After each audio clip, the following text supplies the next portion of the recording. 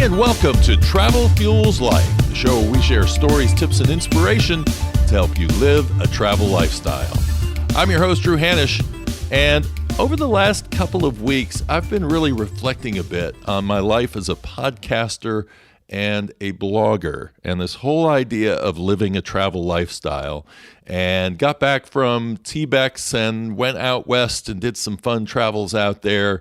And all that time, especially on the road trips, gave me a good time to sort of think through things and also kind of look back on season one and see all of the content that was successful and what stuff was probably not as successful.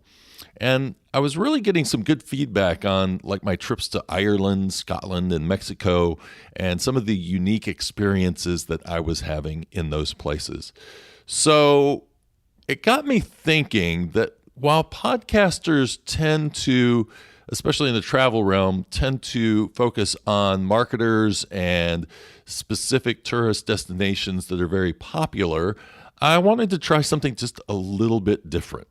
So the first thing was, I thought, why don't I focus a little bit more on hidden gems? I mean, I like finding hidden gems, and let's face it, I mean, the popular places are getting overrun these days, and I really do feel like we need to be cognizant of that. And so my mission in season 2 is to be a lot more intentional with my travel, and I think finding these hidden gems is the way to go. And second of all, I wanted you guys to hear my real world experiences with the places that I went, rather than hearing it through someone who promotes the area for a living. So that brings us to these final 2 episodes of season 1. And I hear you saying, season 1? Wait a second, where are you going? When's season 2? Well, look for season 2 coming up in mid to late November. I'm taking a couple of months off to start working on a second podcast called Whiskey Lore. More on that coming up. But I'm going to take you along with me for these last 2 episodes to 2 tourist destinations. One this week is going to be focused on South Lake Tahoe, which is a place that you may know of as a ski resort destination. But I thought I'd find out what this place is like during a shoulder season. What's it like when it's the off season? And kind of give you a feel of the area. And then next week's episode is going to be based on a destination you may or may not have heard of. It's not far from Lake Tahoe, and it's called Carson Valley. And this is in the high desert. It's going to spin you back into history in the Old West, and it's going to yield one of the most fascinating distilleries that I have yet seen. So this week, let's focus in on South Lake Tahoe, and you don't have to worry about taking notes during this. I am putting all of the different places that I went into the show notes page with links so that you can get to all of that information, and I'll also have this full story on there as well. So you'll be able to get that at travelfuelslife.com/podcasts, and I'll tell you more details at the end of the show. So just relax. Put on your seatbelt if you're driving. Come along for the ride as we discover Nevada. But before we go any further, these 2 episodes would not have been possible without the sponsorship and the generous amounts of time that were put in by Heidi Cicito and her team over at Carson Valley and Jen Boyd and her team at Tahoe South in Nevada. This was an extremely unique trip for me. It's the first time I just let go of the reins and let somebody else fill out my agenda for the week. And they planned and coordinated all the activities, from the food, the whiskey experiences, the lodging, and they even helped me get through a couple of bumps that were going on when the weather decided to be a little uncooperative. So I'm thankful for all their help there, and I'm most thankful for them giving me the ability to relate all of my experiences through my own lens without any direction or oversight. So I think that's where you guys are going to get a lot of value out of these 2 episodes. So thank you guys so much. So I first arrived at Reno International Airport, which I think is probably the easiest place to fly into to get to this area, because it's probably about 50 minutes of drive from there down to the South Tahoe area and also to the Carson Valley area. So I rented the car, no problem at the airport. I was on the road and immediately knew that I was in Nevada because the landscape is very, very high desert, very old west kind of feeling. And as you're driving through there, you're in this valley and you're looking at a mountain range over on your right side that has dotted pine trees all along it. And then off in the other direction, you're seeing another mountain ridge over there. And it's just these beige mountains. And it's just a really cool kind of an experience. So you drive along there on I-580 for a while, and then you'll curve onto US 50. And when you do that, and you start to climb that mountain that's littered with all the pine trees, you'll see some really cool rock formations over on the left-hand side of the road. I wanted to stop and take a picture. There was no place for me to really get a good shot, so I just kept on driving up and up and up. And you get to about 7,000 feet, and there's a bear crossing sign, and you go, I have arrived. So you continue on, you crest that mountain, you start coming back down the hill, and what do I see? Oh, I seriously, I had to stop the car. Do you ever have one of these moments when you're just kind of awestruck by something that you've heard about your whole life, but you haven't really seen, and now all of a sudden off in the distance, I'm seeing the pine trees lowering and this beautiful dark blue water off in the distance with a ridge of mountains behind them. Thank you, Nevada Highway Department, for putting a nice sizable pull-off right there so that I could pull over and just soak that in, because it's a crazy moment. It's just, I love moments like that when you are just taken by surprise. Even though you know something is coming up, it just kind of hits you and you're like, oh yeah, this is even better than I thought it would be. And it was funny because while I was in town and I was talking to Jen about this, that she says every time she comes over that hill, I relate it to Fort Pitt Tunnel in Pittsburgh. Every time I go through that, it doesn't matter. I get wowed every time I drive through that drive into Pittsburgh.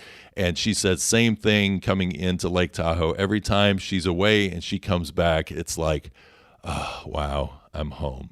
So great entrance into South Lake Tahoe and the State Line, Nevada area. So once I got my jaw off of the floor mats and back into position, I decided to head on down the mountain and grab some grub, because I'm telling you, flying in, those pretzels were just not doing it for me. So I had to go find a parking spot, and this was my first challenge because I had a map and it showed me some of the places where there was free parking, but I realized that was way out of the way. So I decided to go park at Harrah's Casino, and they have a sign up that says that it's free parking for the first hour. Then they charge you $10 for hours 1 through 4. So that worked. I went ahead and parked there, walked on over to Heavenly Village, and this is a big shopping area, and they have music going on there, and it's where the Heavenly Gondola takes off from, and that's what I was about to get to. So I thought, well, let me go get something to eat before I ride the gondola up the mountain.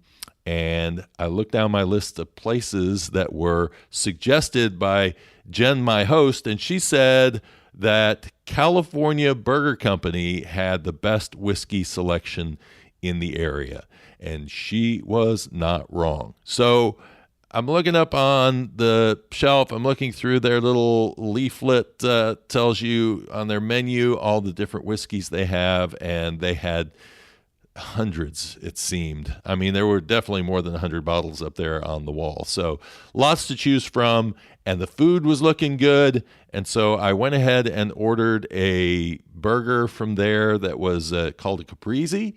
It was, I had it cooked medium rare. I tend to like it that way. So ordered that, and it comes with Roma tomatoes on it, basil, a little slab of mozzarella cheese, and I ordered that along with a flight of 3 High West whiskeys, which I had not tried before. And everybody laughed at me because I was asking for the bottles so that I could line them up so I could snap a picture of them. Instagram moment.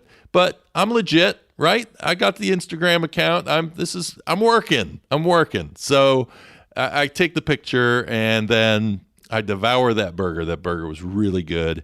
And tried the little High West whiskeys. I actually ended up trying the Campfire first because that's the one I was most curious about. And I was glad I did because they had put the double rye as a sampler before I drank the Campfire. And that double rye was very heavy in botanicals. And that was a flavor I couldn't really get out of my mouth for a period of time afterwards. So I don't know that I would have gotten the full effect out of the Campfire had I gone in a different direction. So I was happy about that. But yeah, definitely great place to stop in and get some whiskey, especially for me who's looking for a little courage because I'm about to go riding up the Heavenly Gondola to go see Epic Discovery and everything that's there at Ski Heavenly. And so here I go out to the gondola, get my tickets, get on, and start to ride up this thing. And as you're riding up this gondola, you look behind you and you're really not climbing very fast.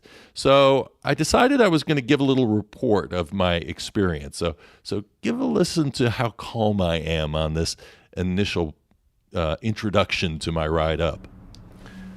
So I'm on the Heavenly Gondola. What a peaceful ride up this mountain. And the best part of this, flip your head around if your back is to the lake because the view just gets more and more incredible as you go up this thing.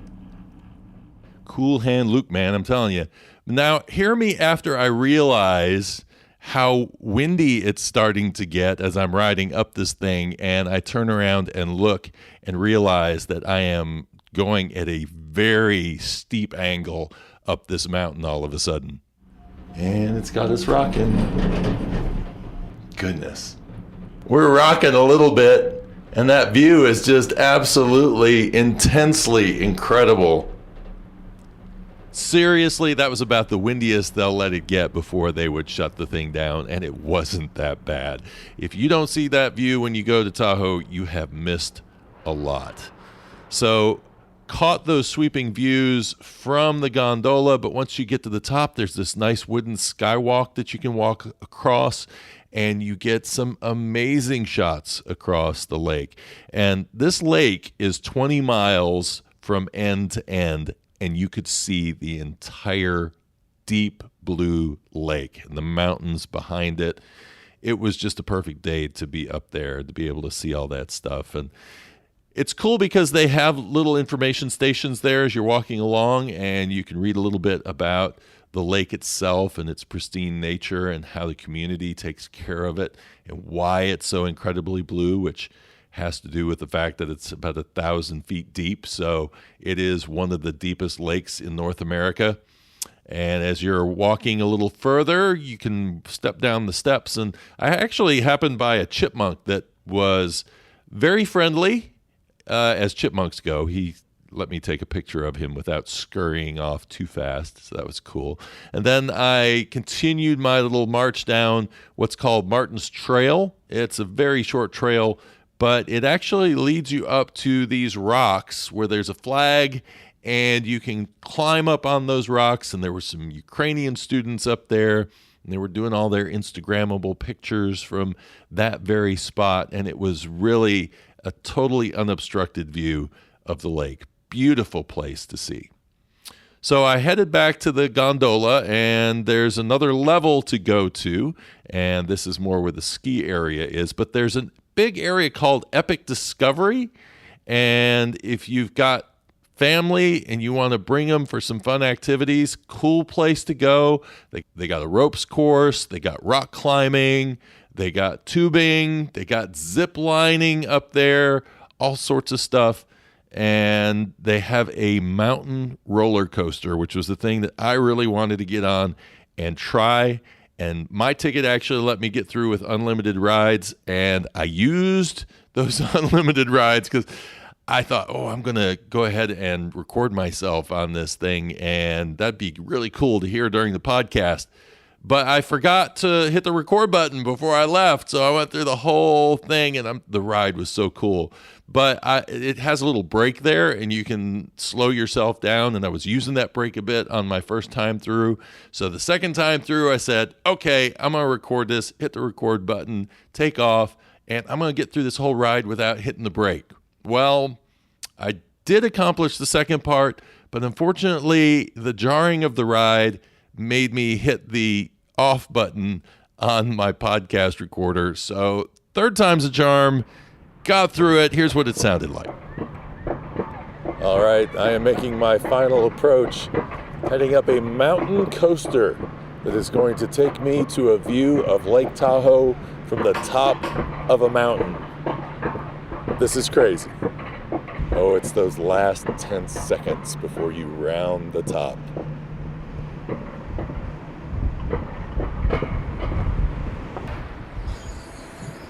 And off I go.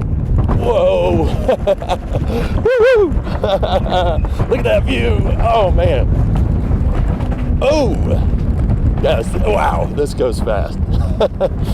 Deceptive 26 miles an hour. Wow! Ah!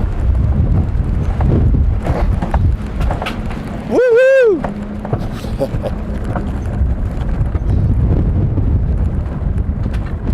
So, keeping your composure and sounding professional, it's a little bit tough to do. But hey, had a good time while I was up there. It was a lot of fun. I really enjoyed the gondola ride on the way back down. It felt natural to be going down that direction and looking out at the beautiful waters of the lake and seeing the casino and the golf course and everything down below you. And then got to the bottom, and heck, I didn't want to get off. I was ready to go back up again, but it was getting later in the day, and I had a dinner arrangement. I was going to be going over to Edgewood Bistro, which is in a lodge that's been recently built over there, brand new restaurant, and Jen Boyd was going to meet me over there for dinner and kind of give me a lay of the land, some stuff that I'd be doing over the next couple of days. So I wanted to freshen up and got to Ridge Tahoe, and the lodge is right at the very top of the mountain that overlooks Carson Valley. So when you drive up there, as soon as you get out of the car in the parking lot, it's like, look at this view. I mean, it's just absolutely incredible.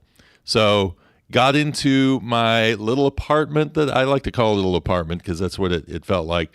Definitely a lodge. I could see staying here for days and being very comfortable. Had a full kitchen, bedroom, had a washer and dryer, which I really appreciated because I'd been on the road for a week and I was pretty much ready to go find a laundromat somewhere. So got to do that in-house. And they had a nice little gift basket for me, which I appreciated because not only did it have stuff like ground coffee in it and muffins and some local chocolates, but it had some trail mix in there, which I was thinking I needed to stop by the store and probably buy some because when I'm traveling like this, I don't know when I'm going to get a chance to stop and eat somewhere. So sometimes it's nice to have a little spare food around with you wherever you go. So very nice spot. I looked out the window. I'm right by where the jacuzzi is, and you could see that there's a wonderful spot there to look down in the valley, enjoy your coffee in the morning. So my morning was planned. Good stuff. Now it was time for me to head down the mountain, and I could have taken the shuttle down, but the shuttle doesn't run later at night, so I would have had to take a ride share back up. So I figured I'll just drive down there. I've got my car, found myself a free parking spot, and then did my walk around by Harrah's Casino, and then I walked by Mont Bleu, which is also a casino, and the Hard Rock Casino across the street where I would be eating dinner the following night, and then walked up through Edgewood. And it's a beautiful walk through there. The sun was about to set, and I thought, should I be inside eating or should I be out there watching the sunset? Because it looks like it's going to be incredible. But went in and met Jen, and we sat down and started talking about different things that I was going to be taking part in over the next couple of days. But one of the things that popped up in the conversation, which I think you'll find interesting, and this is something that if I were doing a blog, I wouldn't have to worry about it, but because I'm doing a podcast, it's very important how I pronounce things. So the question is, how do I pronounce the state that I'm in? Well, as a native Nevadan myself, born and raised in Nevada, that's all you're ever taught. There was no other pronunciation until you got older. You realize other people said it a different way. You're like, what? Yeah. That's not right. And they're like, yeah, it's a Spanish word. I was like, okay, I get that, but it's still not right. Yeah. So she's absolutely right. It is a Spanish word, and as a Spanish word, it means snow-capped, and it's pronounced Nevada. However, we're not talking about snow-capped. We're talking about a state. So if we're going to be talking about a state and they want to pronounce it Nevada, I think we'll let them go ahead and do that. What do you think? So keep yourself out of trouble. When you're there, probably best not to get the funny looks and just go ahead and say Nevada while you're there. There's actually some videos you can watch of Brian Williams from NBC News apologizing for mispronouncing it during an election campaign a couple of years ago. So they take that stuff seriously out here, okay? It's Nevada, not Nevada. It's Oregon, not Oregon, all right? And from my own perspective, it's Detroit, not Detroit, okay? So there you go. So otherwise, dinner was a whole lot of fun, and we ordered our food in the most peculiar way. I asked the server, what's going to photograph the best? Because I was looking down a list, and everything looked fantastic. And, you know, this is kind of something that I want to share with you guys and give you a chance to see some of the best of what I had to enjoy while I was here in Tahoe South. So I ordered the Irwin lamb chops, and she ordered the Wild Isle salmon. Then we ordered some extra plates and did some sampling of both. And yes, if you go out on Instagram and you follow the stories that I posted out there, you will see the dinners, and they look very nice. They look very nice. And they tasted really great also. So that was a great way to cap off a very long day from me flying in and all else that I had done during the day, and my time at the Heavenly Gondola and up at Epic Discovery. And so when we got done with dinner, we were offered dessert, but actually we both decided it'd be better to head over to the cocktail bar and see what they had on the menu, because I like to figure out what the local cocktail is if I can find out. Well, in this particular case, there wasn't really necessarily anything other than a chip shot, which is a coffee drink, and I wasn't really in the mood to have coffee drink because I wanted to get back to my lodge and relax and sleep well and be ready for the next busy day. So instead, I ordered the other drink that they said was popular locally, which is the Harvey Wallbanger, and I had never had one before. Always curious about that name, though, so I went ahead and ordered it.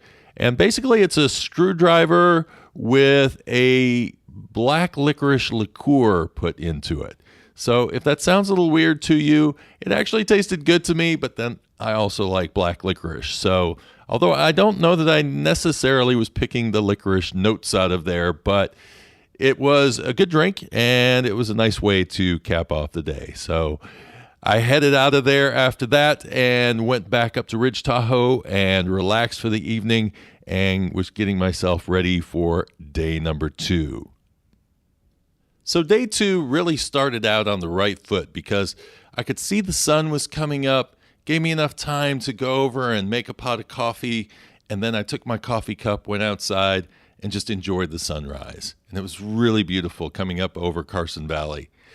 But then things kind of took a turn for the worse. I went down to get on the boat, the MS Dixie II, and while we were standing there waiting for it, the wind was whipping up. It was looking a little foreboding, these clouds coming up over the mountain ridge on the other side of the lake. You couldn't really hear the announcer who was telling you stuff over the loudspeaker while you were on the boat, and so I was not surprised when somebody came over and said, well, they've canceled the boat tour today. Sorry. And so, well, all right. Everybody was going down to get their refunds. I went over to get in my car and to send a text over to Jen and let her know that this thing had been canceled. And while I was texting her, you could see all the sand from the beach was all kind of flying through the parking lot. So I was like, yeah, no, I'm not doing any hiking or anything like that right now. So it ended up, after killing a little time, I ended up over at 10 Crows, and that's right across from the Heavenly Village. And at 10 Crows, I was able to sit down, order some Southern barbecue, a little coleslaw, and they had a nice whiskey selection. And that was part of the reason why that was one of the places that was suggested to me to go check out. And it wasn't as big as California Burger Company, but it actually had a really nice selection of whiskeys. So I ordered a Henry McKenna 10-year bottled in bond and sat there and sipped that while I was eating my dinner, and that was good. And after a little bit, I turned around and looked out the window because I was getting ready to leave, and it was snowing. And I said, it's snowing outside. And Andy looked outside, the bartender, he said, it is, isn't it? And so I ordered another. I had an American whiskey, and it was an American single malt whiskey.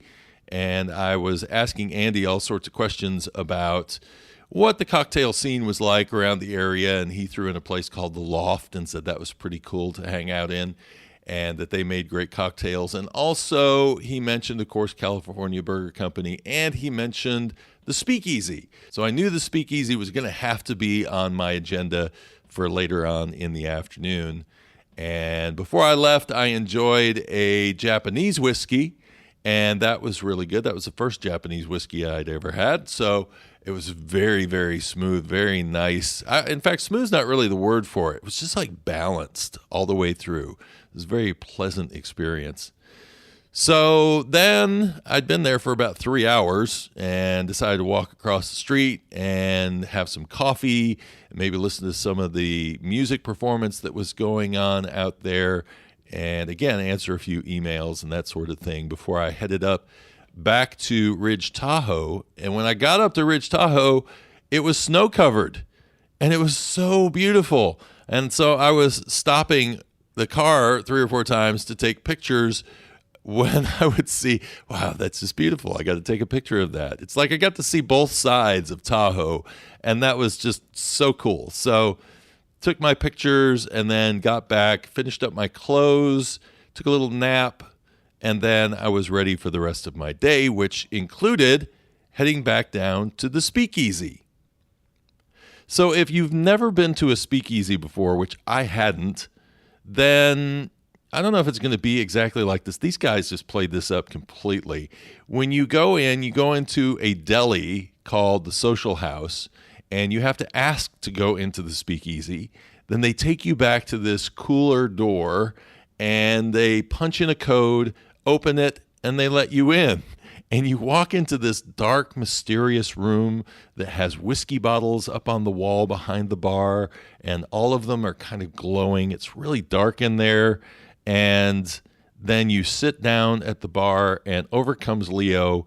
He's the guy mixing the cocktails. He's also the bar manager in there and part owner of the place. And just have him mix you a cocktail. Holy cow. I mean, I was watching what he was doing, and it was like performance art. The things he was making were beautiful. Watching how he was pouring the stuff together, mixing it up, doing the shaking. And then the people were smiling when he was giving them the drinks, so they were obviously liking them. I was ordering my straight whiskey like I always do, and I got to kick that habit. When I go into a place where they make cocktails that well, I got to try them out. So I was having my Booker's whiskey and having a chat back and forth with Leo, and I watched him. He was pouring some Lafroig, which is a smoky scotch, into a drink, and I thought, what the heck is that? I've never even thought of using Lafroig as a mixer because it's very smoky and it's very distinctive as to what it is, but I only think of drinking that straight. And when I asked him what he was doing with it, he said, well, I'm mixing it into this cocktail where I also mix in some Woodford rye, and it's Woodford rye that he's infused with green tea, which he said tasted horrible by itself. But when you mixed it in with this particular cocktail and then added the smokiness of Lefroy to it, it just made it wonderful. And I thought, this whole mixology thing is very much like a chef. I mean, taking all of these different ingredients and coming up with things that you would never dream of putting together, and somehow they just work. So if you ever get a chance when you're in Tahoe and you go down there to the Heavenly Village area, make sure to stop in Social House and go back into the community speakeasy, because it is a very cool experience. So how much did I enjoy that speakeasy? Well, I was looking at my watch and it was 6:45, and I was supposed to be across the street at the Hard Rock Casino at 7. So I hightailed it over there. I was going to take some sunset pictures, but it was cloudy anyway, so that wouldn't have worked out. And I got across the street and Brandy was waiting for me. It was straight up 7 o'clock. And we both headed into the Park Prime Steakhouse, which is there in the Hard Rock Casino, and had a delicious meal and a great conversation. They aged their steaks for 28 days.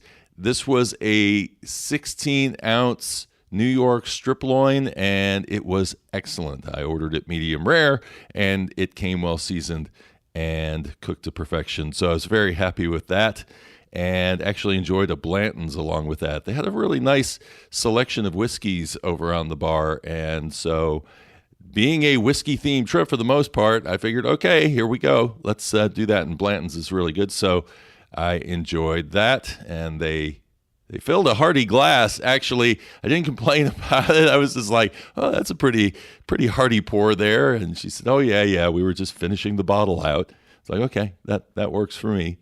And we had some really nice desserts. We talked a bit about Tahoe and how Hard Rock works with the community and tries to they actually, what caught my attention was when I was walking across the street, I saw that Dan Aykroyd was going to be there. And I said, oh, that's interesting. Is he doing like Blues Brothers stuff? Is he stand-up? What's he doing? And she said, well, no, actually, he owns a vodka company called Crystal Head, and they're doing a tasting event. So when you think of casinos and you think about the kind of stuff that they might be doing, the big Vegas shows and all that sort of thing, this is a little bit different. And so they said he came a couple of years ago, and they had a really good event with him, and he's great with the crowd, and they're doing something called Pinktober to help families dealing with cancer, and so they're kind of rolling him in with all the events that they're doing around that. So great stuff and good stuff for the community. And again, we talked a bit about Tahoe and how they would help people experience it. And she said she really liked to emphasize the local nature of Lake Tahoe. It's a destination. It's somewhere that somebody is going to go mostly for nature or to go skiing, and so they try to wrap their events and things that they're doing around that, and also assisting the people who are staying there at the casino and resort to be able to get around town. So that was a big question for me. How do you get around Lake Tahoe? Yeah, so there's a lot of ways to get around town, and I would say it varies by season, right? But we're easy to get to. We're easy to get around. There's Ubers, there's Lyfts, there's the TART, which is the Tahoe Area Transit System, essentially. And it's very walkable. So, for example, from the Hard Rock to Heavenly, it's only essentially a block. So if you're skiing, you can get there. And we are lucky because we have a ski valet. So if you flew in, rented your gear at Powder House, which is our in-house rental shop, they'll bring all your gear over for you. Oh, wow. Drop it off the mountain. So you can just enjoy the walk, too, and not have to worry about that. And stop and enjoy the little places along the way and come back. And it's really not that bad. it's really not bad at all. I do it all the time. I'm like, I don't want to drive down there. I'm just going to walk over there. Yeah. Get my steps in for the day. And there's line bikes and the scooters everywhere. And during the summer, everybody does that. And that's so fun because you can enjoy that scenery. It's a little bit slower, but you're getting there quickly. Yeah. It's not a lot of work because it's electric, you know. So people tend to really like that. And for us, we are focused on that experience because we want to create that memorable experience and authentic experience. And after having run across the street, I can definitely attest to the fact that it's pretty easy to get around Lake Tahoe. Actually, you know what? I didn't think once about getting any kind of transportation because I was so close to everything once I would park in the general vicinity. So lots of stuff to do around there, but good to know there are different ways to get around. And Lake Tahoe is a really big place. So there's a lot of different places that you could be going to, from walking the trails to going to the casinos to doing the nightlife or doing your skiing or whatever you may be doing. So very cool. And Brandy took me around Hard Rock Casino. I don't know if you knew this or not, but it actually used to be a place of residency for Elvis Presley, because before it was the Hard Rock Casino, it was the Sahara Tahoe. And so there's a lot of history in there. You can see his old piano is there. There's Nirvana stuff. I was very impressed that they actually had one of my favorite musicians, Chris Squire of Yes. They had his bass there and some of his outfits, and that was very cool. So definitely a cool experience for day 2 and wrapping all of that up. So on to day number 3. So day 3 started out really nice, and it started with a little walk. I met up with Valerie with Tahoe South, and we went for a hike up the Tahoe Rim Trail up to Castle Rock. It was about an hour-long walk that we did. Didn't take the whole way around the lake. That would have taken a long time. But it was a great day to do it, and the air was brisk. The snow was down on the ground. It was just making for some beautiful scenery, lots of shots of the lake off in the distance and the mountains. And I asked her about the snow the day before, and she said, well, Tahoe weather is just predictably unpredictable. So, hey, you never know what you're going to get. And as we were walking along, I heard a woodpecker doing his business, and we tried to get some pictures of him, but unfortunately he kept hiding behind the tree. Every time I tried to take a picture, my camera kept focusing on the branches, so that didn't work out so well. But she mentioned that they have chickadees there, and if you have some crackers with you, you can hold your hand out and they'll come right up and eat out of your hand, which would be a cool experience. As we were walking along and there was snow on the path, I saw these little tracks that were running next to a human's footprints. They didn't look like a dog's paws to me. I was a little unsure, and she said, well, I don't know. Maybe it's a coyote or something like that. And I thought, well, maybe it's a small bear or something. But as we kept walking along, I noticed that the little paw prints kept following the human feet. So I was like, okay, I think we're fine. Looks like it's a domesticated animal, whatever it is. And I laugh because I think, well, that Cub Scout badge of mine is still earned. I guess that was my veteran tracker side coming out. I felt proud at that moment, actually. But we continued walking along, and she was telling me a lot about the trails around there. She said not only the Tahoe Rim Trail, but some of these other trails were disconnected, so you kind of had a plan to go to each one individually. But she mentioned the Pacific Crest Trail, and she mentioned that went by a bunch of little lakes, and Lake Aloha was there, and it had its own trail. And then even down by the casinos and in that area and the Heavenly Gondola, there is the Van Sickle State Park with a nice waterfall, and just north of Zephyr Cove where I was headed to, there's Cave Rock State Park. So lots of different places to experience while you're there. Definitely a place for nature, and she was naming off some of the mountain peaks off in the distance. We were talking about how there's this Leave No Trace Behind program, and she said that's just one of a lot of campaigns that have been going on since way back in the mid-'60s when the Tahoe Regional Planning agency came along and started setting some restrictions on how much building could be done around the lake. And you definitely notice that there aren't any mansions sticking out on the water side. And I think that's one of the things that really makes this lake an amazing thing to see. It feels so different. And it's not just the blueness of the water, but it's also the fact that it hasn't been built up all around there. And so it's wonderful to see that they want to keep that tradition and keep the place as natural as possible. So my last stop was my rescheduled daytime cruise on the MS Dixie II. And I got to tell you, the difference in the weather was like night and day. I mean, we went from aggressive waves and blowing wind to extremely calm, tranquil waters. It was so clear that you could actually see the bottom of the water as you were walking out on the dock. It was just a beautiful, beautiful scene. So sun shining, I got up on the top deck, and I pulled out a little trail mix to kind of give myself a snack because I was getting kind of hungry. And then we left the shore. We were just kind of cruising out into the lake, and you get the whole 360 of that lake around you. And it is so, so beautiful. And again, so calm. The only thing that was making noise was us kind of floating through the water with the super sound of the 70s coming out of the speakers, and occasionally the narrator coming on and telling us some of the things that we should be watching for and some of the history of the lake. So after an hour or so, we start to move into Emerald Bay, and I can tell you that the best place to be is on the bow of the ship. And actually, the lower deck is really nice because you get a little bit of shade while you're down there.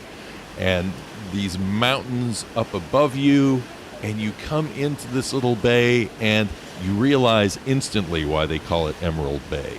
That water is truly an emerald color.